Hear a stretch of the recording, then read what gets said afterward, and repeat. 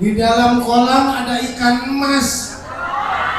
Yang jawab salam mudah-mudahan utangnya pada lunas. Assalamualaikum warahmatullahi wabarakatuh.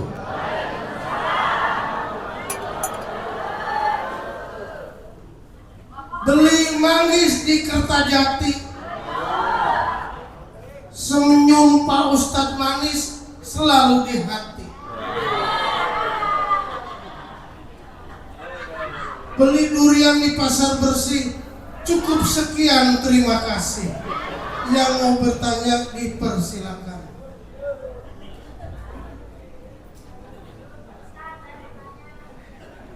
Assalamualaikum warahmatullahi wabarakatuh. Waalaikumsalam warahmatullahi wabarakatuh. Silakan. Seringnya saya pernah melihat di dalam ruku dan sujud antara imam dan makmum duluan bangunnya, atau mungkin imam kelamaan bacanya, jadi si imam dan si makmum itu bangun ruku atau sujud duluan. Itu bagaimana secara hukum berjamaah? Apakah dia termasuk berjamaah atau tidak? Yang kedua, saya menanyakan tentang sujud. Kadang kita suka melihat di televisi ada orang suka dikasih nikmat, apakah itu berupa rasa atau apa gitu, suka mendadak sujud gitu. Itu bagaimana sujud seperti itu?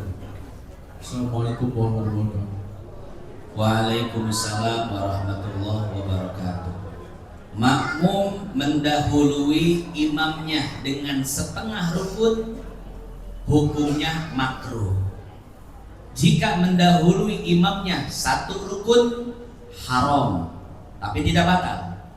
Dan jika mendahului imamnya dengan dua rukun, maka haram plus batal. Ini disebutkan di dalam Fathul Mu'in. Yang pertama, makmum mendahului imamnya dengan setengah rukun. Imam sujud, makmum membarengi gerakan imam dan lebih dulu sedikit dari imam. Makruh hukumnya. Ya. Yang kedua, makmum mendahului satu rukun imam. Imamnya belum turun sujud, dia udah sujud duluan. Imamnya belum duduk di antara dua sujud, dia udah duduk duluan. Hukumnya haram, tapi belum batal. Yang ketiga, makmum mendahului dua rukun imam. Imamnya belum sujud, dia udah sujud, duduk di antara dua sujud. Sujud lagi, haram plus batal. Ya, itu yang pertama. Afdolnya bagaimana? Afdol dan idealnya makmum itu tertinggal satu rukun dari imam. Imam ruku, rukunya udah sempurna, maka makmum baru turun ruku. Imam iktidal, iktidalnya udah sempurna, baru makmum bangun iktidal. Begitu seterusnya. Dari mana kita tahu gerakan imam sudah sempurna? Dari ucapan bar. Ketika imam turun, Allahu Akbar, baru makmum gerak turun. Kalau imam sudah selesai bar, baru makmum turun. Jangan imam masih oh, makmum udah oh. Ya, jadi kalau imam sudah bar, baru makmum mulai gerak. Itu afdolnya.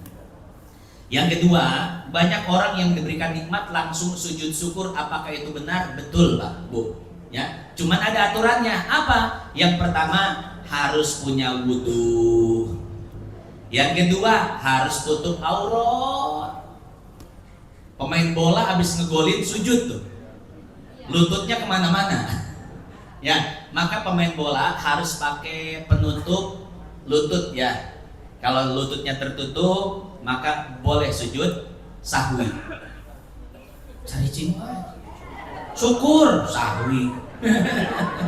Lupa ngegolin sujud sahwi. Sujud syukur. Yang ketiga, syaratnya menghadap kiblat. Jadi harus punya wudhu, tutup aurat dan menghadap kiblat. Bapak Ibu diberikan nikmat apapun, maka sunnah sujud syukur. Nikmat yang terasa ya, sebelumnya sakit sembuh sujud syukur. Nggak punya duit tiba-tiba dapat uang kaget sujud syukur. Tapi kalau nikmat-nikmat yang sedari dulu ada kepada kita, bukan nikmat yang baru, itu enggak sunnah sujud syukur. Pak Ustadz, saya mah setiap habis sholat fardu sujud syukur, nikmat, saya mensyukuri nikmat sehat. Enggak sunnah. Karena sehat itu ada dari dulu kepada kita. Kecuali Bapak didahului sakit dulu, kemudian sehat, baru sunnah sujud syukur. Pak Ustadz, saya sujud syukur karena Allah memberikan kekayaan kepada saya. Tiba heula kaya, ente sunnah sujud syukur. Amun misalkan harita miskin, harita kene langsung menang duit 10M, sujud syukur. Karena nikmat yang baru. Kurang lebih seperti itu. Allahu a'lam. Ibu-ibu kos nama tadi. Mana ibu-ibu? Ayo.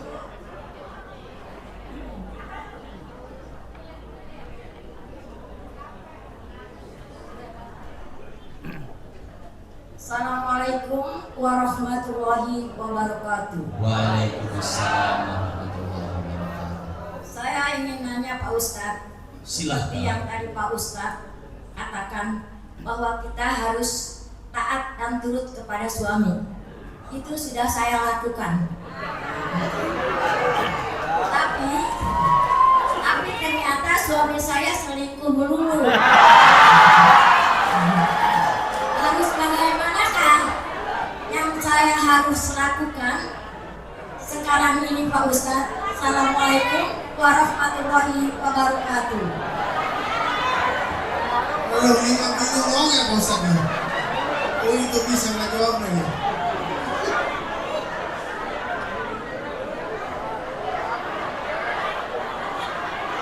Iya.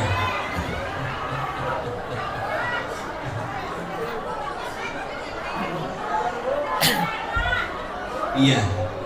Jadi Bapak Ibu, pertama kita berbuat baik kepada pasangan kita bukan karena pasangan kita baik kepada kita, tapi karena Allah. Jadi ibu taat kepada suami bukan karena suami baik, tapi karena perintah Allah. Begitu pula Bapak sayang dan peduli kepada istri bukan karena cinta, bukan karena dia baik kepada Bapak, tapi karena perintah Allah. Kafa bil mar'i isman an yudoi aman yakut, kata Nabi.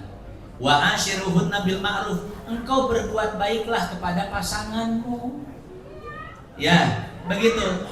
Semata-mata apa? Menjalankan perintah Allah. Jadi kalau motivasi kita adalah Allah, maka kebaikan kita itu tidak akan bergantung kepada kebaikan pasangan kita. Karena kalau kita bergantung kepada kebaikan pasangan kita, ketika pasangan kita baik, kita baik. Ketika dia tidak baik, kita pun tidak baik. Jadi kebaikan kita itu akan berubah. Tapi kalau motivasinya adalah Allah, mau pasangan kita baik, kita akan tetap kita berbuat baik kepadanya. Atau pasangan kita buruk, kita pun akan tetap berbuat baik kepadanya. Karena motivasi kita adalah Allah. Itu yang pertama ya Bapak Ibu. Jadi ibu taat pada suami jangan karena suami baik, tapi karena perintah Allah. Yang kedua, bagaimana kalau suami selingkuh? Sakitnya tuh di sini, Pak. Tidak bisa diungkapkan dengan kata-kata. Hanya bisa mepeskan piring jeung kaca. Bapak Ibu, saya kasih cerita sedikit ya. Jadi di Maroko ada seorang ibu yang curhat kepada seorang ulama namanya Syekh Abdullah bin Bayyah. Curhatnya di radio, Syekh, saya punya suami tukang mabuk, gak pernah sholat, dan doyan main cewek. Saya harus bagaimana? Apakah saya harus gugat cerai? Kemudian Syekh Abdullah bin Bayyah mengatakan, Bu, sabar ya. Sekarang saya minta kepada ibu, bangun malam tahajud, doakan suami ibu. Kemudian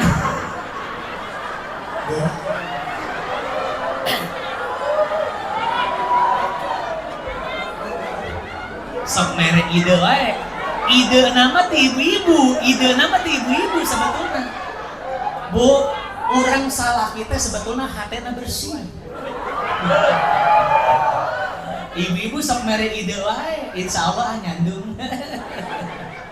Akhirnya apa? Akhirnya begini kata ibu itu, Syekh, saya kan makmum, dia kan imam. Imam itu kan harus soleh. Saya bisa terbawa kalau imamnya seperti itu. Boleh nggak saya juga cerai? Kata Syekh, jangan. Jadi sebetulnya si ibu itu ingin mendapatkan dukungan dari Syekh, biar Syekh itu menfatwakan agar si ibu gugat cerai. Cuman kata Syekh, Bu, wayahnya sabar aja dulu. Ibu tahajud cuma 3 bulan aja. Kalau 3 bulan gak ada perubahan, baru cari tindakan lain. Akhirnya ya sudah, si ibu ini selama 3 bulan dia bangun malam tahajud minta pada Allah, luar biasa Bu. Setelah 3 bulan, maka si ibu ini kembali menelpon Syekh yang sedang siaran radio dan mengucapkan terima kasih, Syekh, terima kasih karena bimbinganmu. Sekarang suamiku sudah bertobat. Suamiku sudah sholat, tidak mabuk lagi, tidak main perempuan. Sekarang rumah tanggaku terselamatkan. Andai aku dulu mengikuti nafsuku, mengikuti egoku, mungkin rumah tanggaku sudah hancur, anak-anakku jadi korbannya. Tapi karena bimbingan darimu, sekarang suamiku berubah, rumah tanggaku sakinah mawaddah. Nah, sama seperti nasihat Syekh Abdullah bin Bayah pada wanita tersebut, nasihat saya kepada ibu, Bu, sabar heula. Sok nawar dah, Bu, sabar dulu aja ya. Ibu bangun tahajud minta kepada Allah. Ya, kalaupun tidak ada perubahan, maka ibu sudah mendapatkan pahala di sisi Allah. Ya, itu saja Bu. Arahan dari saya, ya, sabar. Sabar.